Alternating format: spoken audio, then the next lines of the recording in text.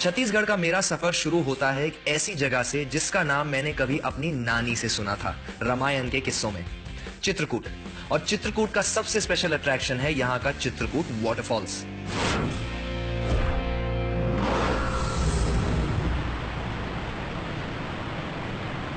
छत्तीसगढ़ के जगदलपुर शहर से 40 किलोमीटर दूर ये एक नेचुरल वाटरफॉल है जो इंद्रावती नदी पे बनता है।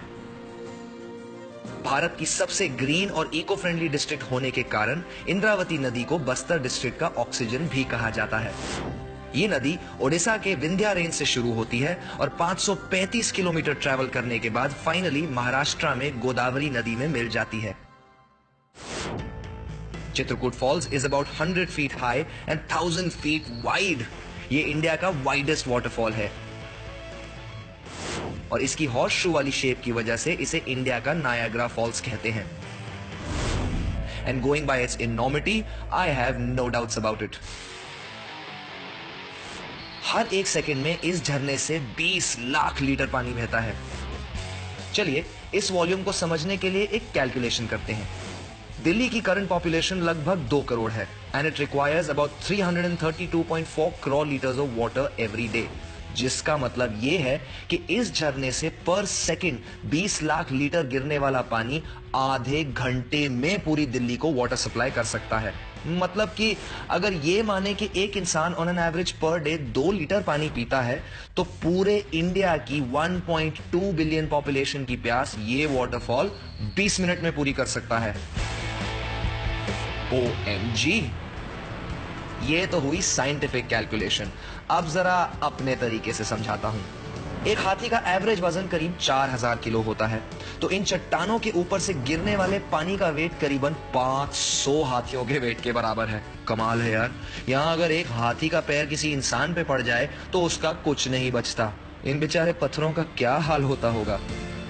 चित्रकूट की डेप्थ्स एक ऐसी मिस्ट्री की याद दिलाती है जो शायद ही मैं कभी समझ पाऊंगा। हर सीजन इस झरने का रंग बदलता है। चित्रकूट कुछ अपने ही मूड के हिसाब से चलता है। यहाँ मैं बहुत ही एडवेंचरस महसूस करता हुआ आया था, बट अनफॉर्चुनेटली पानी का लेवल बहुत ज्यादा हाई है, तो हम पानी में तो नहीं जा सकते, बट पानी के ऊपर तो जा सकते हैं। Which is why I have found myself this flying fox activity organized here by the tourism department and the government of Chhattisgarh.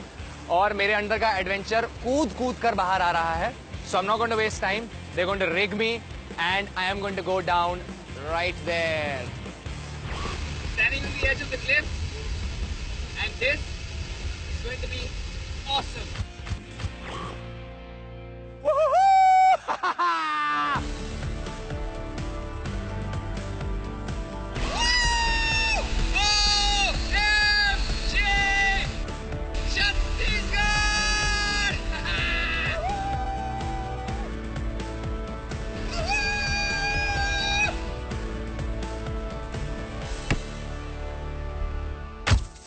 Chhattisgarh का ये experience will stay forever with me, and everyone who hasn't done this before, please do it, because Chitrakoot is all worth it.